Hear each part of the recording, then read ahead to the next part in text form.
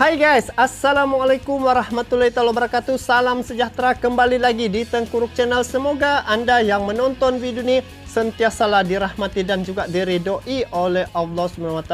Dan moga-moga kita semua dikurniakan rasa nikmat bahagia ya. Jadi itulah nikmat yang perlu dicari dalam kehidupan kita ni, yaitu rasa kebahagiaan agar kita beribadah dapat dilaksanakan dengan sempurna. So, untuk kali ini topik yang akan saya react yaitu kenapa Chinese Indonesia lebih patriotis berbanding Chinese Malaysia. Wow, kenapa? Ayo kita semak video ni. Kenapa? Dan ini video dari channel Drama Politikus ya guys. So kalian boleh bertandang ke channelnya. Jangan lupa like, komen dan juga subscribe sekali ya. Jadi ayo kita semak. Dan setahu saya Indonesia ni dia menggunakan satu bahasa guys. Itulah menjadikan negara Indonesia itu begitu kuat ya, sehingga kan dengan satu bahasa tu dapat menyatu padukan rakyat Indonesia tu. Jadi saya mau tahu kenapa Chinese Indonesia lebih patriotis berbanding Chinese Malaysia. Yuk kita simak video ni sama-sama. Jom. Bicara soal perayaan keagamaan dan kaum, Malaysia dan Indonesia mempunyai banyak persamaan. Antaranya perayaan Tahun Baru Cina ataupun perayaan Imlek. Namun yang membezakan antara Cina di Malaysia dengan kaum Tionghoa di Indonesia adalah pada penguasaan bahasa rasmi atau dalam bahasa Malaysia dipanggil bahasa kebangsaan. Ini menimbulkan banyak pertanyaan di kalangan orang Malaysia mengenai rahsia sukses Indonesia melakukan asimilasi antara penduduk pelbagai kaum. Tidak jarang yang menjadikan Indonesia, khususnya kaum Tionghoa di sana, sebagai contoh keturunan Cina atau Tionghoa yang cintakan negara dan tidak bersikap rasis. Nama saya Johnny Matius, tapi saya biasa dipanggil Johnny Lim. Saya dari veteran. Nama di Indonesia yang saya tahu mesti pakai nama apa ni kan? Dia tidak boleh guna nama Chinese tu. Dia kena pakai nama Indonesia. Betul ke tu guys kan? Tapi memang betul lah kan? Macam ni? Saya marinir dari Kesatuan Taifib. Saya keturunan Tionghoa, tapi tumpah darah saya Indonesia. Kalau mengikut statistik, di ASEAN, negara yang mempunyai warga negara berketurunan Cina terbesar adalah Indonesia dengan 7.6 juta. Di tempat kedua adalah Thailand dengan 7.2 juta dan barulah Malaysia dengan 6.9 juta. Jadi, apakah rahsia orang Cina di Indonesia? Sayang benda-benda baik macam ni harus kita kongsi ya. Kita ambil contoh yang berbahasa Indonesia berbanding orang Cina di Malaysia. Inilah Drama Politikus. Ini menurut kajian Drama Politikus ya. Merungkai sejarah. Okey. Mendamaikan Nusantara. Alright. Ready? Jom. Sebenarnya persoalan bahasa bukan sekadar percakapan. Ia adalah inti kepada persoalan besar pembinaan peradaban atau ketamadunan sesebuah negara. Seorang Chinese di Indonesia bisa berbahasa Indonesia bukan sahaja menunjukkan kesatuan dengan warga negara kaum lain. Ia juga menimbulkan semangat patriotisme. Sebenarnya ini sudah pasti berpunca daripada kepimpinan bahkan guys. Perkara-perkara begini seharusnya pemimpin yang memainkan peranan. Kepala negara kena ambil peranan agar macam Indonesia lah kita ambil contoh. Pemimpinnya mengambil berat tentang bahasa itu dan mewajibkan semua warganya agar berbahasa Indonesia. Begitu baru ngam kan? Cocoklah begitu. Jadi rakyat mengikut sejak kepada pemimpin. Kalau banyak pemimpin ni dengan dia punya pemikiran masing-masing akan jadilah tidak seragam. Pasti bukanlah kami bermaksud warga negara yang tidak cekap berbahasa rasmi atau bahasa kebangsaan itu tidak bersikap patriotik. Bukan. tapi ia merangsang pembentukan jiwa negara bangsa yang lebih solid. Buktinya, sejak merdeka hingga kini, Malaysia masih lagi berbicara tentang pembentukan negara bangsa yang tidak selesai-selesai. Padahal sudah hampir lebih 70 tahun meh. Sedangkan di Indonesia, persoalan ini sudah selesai. Indonesia sudah selesai ya. Malaysia ni masih lagi. Dan baru-baru ni juga mau diangkat bahasa Melayu tu menjadi bahasa se-ASEAN. Hanya di Indonesia. Selesai dulu dalam negara kan. Itu yang bagusnya. Selesai dulu di negara macam mana dia punya kekuatan bahasa tu baru angkat. Majoriti negara besar sebetulnya sudah beres pembentukan negara bangsa. Lihat Jepun, Korea, Turki, termasuk negara Arab di Timur Tengah. Namun ini sangat berbeza dengan Malaysia. Kenapa ya?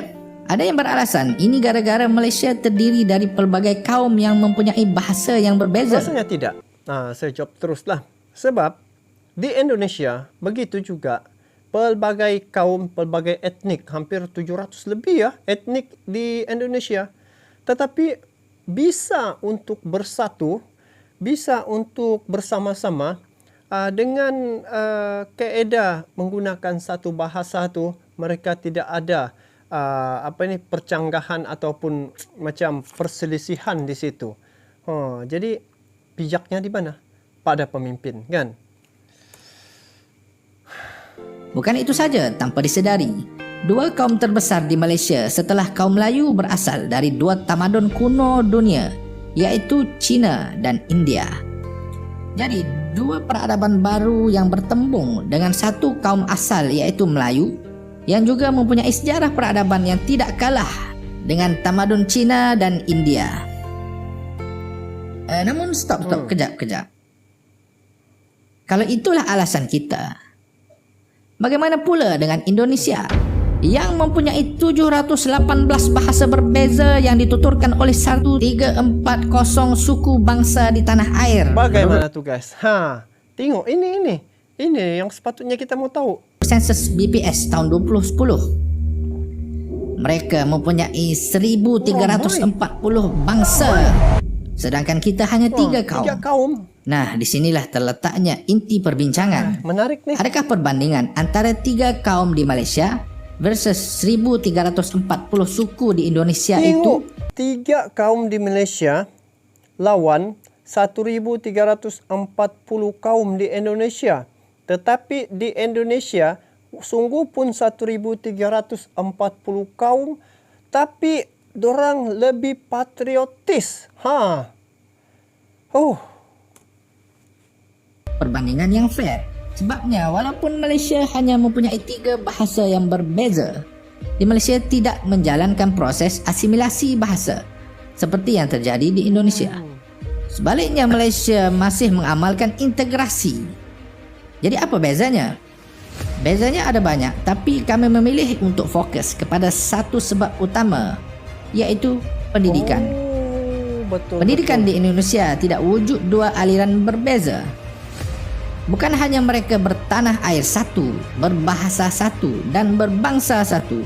Indonesia juga berpendidikan satu. Ini kunci utama pada negara Indonesia ya. Dan memang telah terbukti ya, kawan-kawan saya di Indonesia, saya pun tanya begitu memang bermula daripada pendidikan awalnya. Sebab itu adalah didikan pertama, pendedahan awal. Cuma di Malaysia ni dia punya aliran, ada sekolah jenis kebangsaan China, jenis kebangsaan Tamil, jenis kebangsaan inilah kebangsaan-kebangsaan ni kan guys. Jadi dia 3 aliran. Jadi itulah yang menjadikan keadaan ini tidak seperti mana yang ada pada negara Indonesia. Inilah yang disebut asimilasi tadi. Sementara di Malaysia, wujud 2 aliran pendidikan primer dari dulu sehingga kini. Yang pertama, sekolah kebangsaan, iaitu sistem yang memakai bahasa Malaysia sebagai bahasa pengantar. Dan yang kedua, sekolah vernakular yang memakai bahasa ibunda, yaitu Mandarin atau Tamil. Kan, ini guys. Walaupun begitu, jangan salah faham. Sekolah vernakular tetap mengajar subjek bahasa Malaysia dalam sekolahnya. Hanya saja ia tidak menjadi bahasa percakapan atau pertuturan utama oleh anak-anak dan para guru. Di antara dua ini, wujud sebuah lanjutan dari pertembungan antara sekolah kebangsaan dan sekolah vernakular, yaitu sekolah jenis kebangsaan yang masuk dalam kategori sekolah kebangsaan. Macam mana boleh buat ya guys? Kalau sekolah jenis kebangsaan Cina, sekolah jenis kebangsaan Tamil, tidakkah itu jadi macam masing-masing mau naik begitulah kan? Ini menjadi alternatif kepada kaum-kaum tertentu dalam pendidikan. Sekolah jenis kebangsaan ini sama ada jenis kebangsaan Cina ataupun jenis kebangsaan Tamil.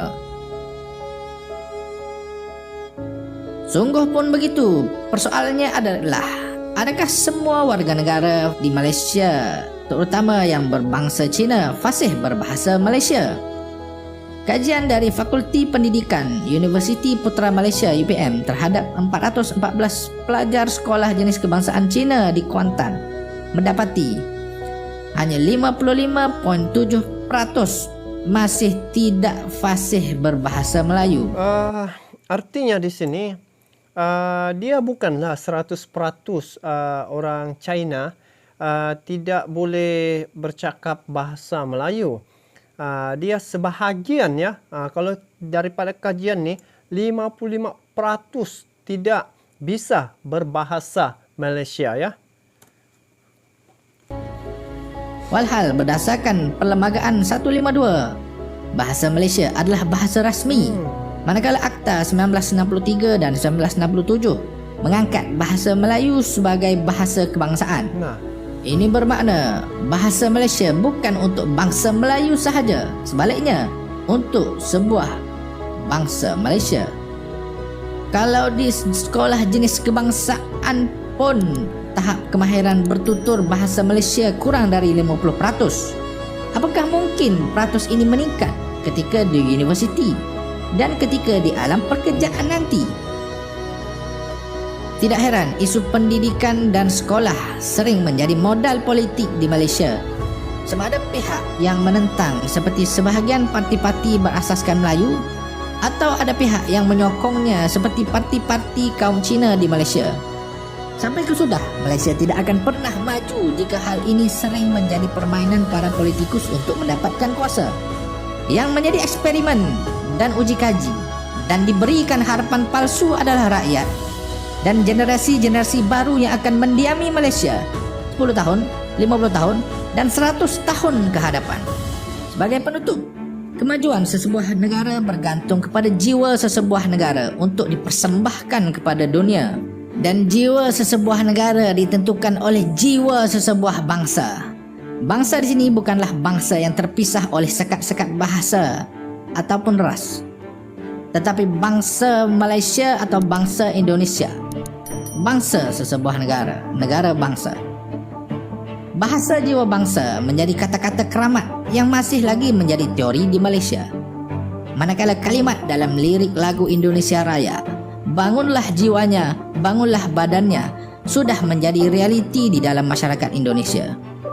Takkanlah ketika Indonesia sudah menjadi 4 kekuatan besar ekonomi dunia, Malaysia terkial-kial dengan wacana dan diskusi pembentukan bangsa Malaysia dan isu-isu bahasa yang seharusnya sudah diselesaikan dari awal lagi. Nah, jadi guys, ternyata di sini dia punya kunci adalah daripada sistem penerapan pendidikan awal dan juga sistem persekolahan. Kalau dibandingkan, Indonesia punya cara harus dicontohi lah ya, dan telah terbukti bukan sekadar teori tetapi praktikal dan juga bukti sudah jelas dan nyata bahwa hari ini Indonesia dapat bersatu, dapat kukuh dia punya masyarakat tanpa berlaku masalah ya. Dan bagi saya mereka boleh bercakap dalam satu bahasa tu itu adalah satu kekuatan ya, sebab tidak diasing-asingkan ya. Kalau dibandingkan dengan Malaysia, sudah jelas tadi ada sekolah jenis kebangsaan Cina, ada jenis kebangsaan Tamil. Jadi kalau sudah dibuat kajian juga, ternyata 55% yang bisa untuk bercakap dalam bahasa Melayu. Bayangkan guys, apa akan terjadi sekiranya perkara ini tidak dibendung ataupun tidak diambil action ya. Jadi ternyata di sini paling penting adalah dari segi bagaimana pemerintah sebenarnya. Itu fungsi pemerintah sebenarnya yang perlu mengadun ataupun membuat acuan agar rakyat mengikut seperti mana yang dilakukan oleh negara Indonesia. Jadi tidak salah kan kalau kita mengikut perkara yang baik ya. Ternyata negara Indonesia sekarang lebih maju ya, dan dari segi dia punya bagaimana rasa cinta pada negara, warga negara Indonesia tu, saya sendiri secara jujurnya saya akui dan sangat respect terhadap dorang punya rasa kecintaan terhadap negara tu guys. Orang Indonesia memang betul-betul kuat dorang punya pegangan tu guys, walau di mana tahu. Jadi inilah kenapa Chinese Indonesia itu lebih patriotis berbanding Chinese Malaysia. Kalian sudah nampak tadi kenyataan ataupun fakta-fakta yang disebutkan tadi oleh admin drama politikus ini. So guys, apapun yang baik tu kita jadikan teladan ya. Seperti mana yang dilakukan oleh Indonesia itu adalah perkara kebaikan. Jadi bagaimana pula pandangan kalian guys terkait dengan perkara ini? Kalian bolehlah komen di bawah. So itu saja untuk kali ini. Kita bertemu lagi di video akan datang. Sampai jumpa lagi. Assalamualaikum warahmatullahi wabarakatuh.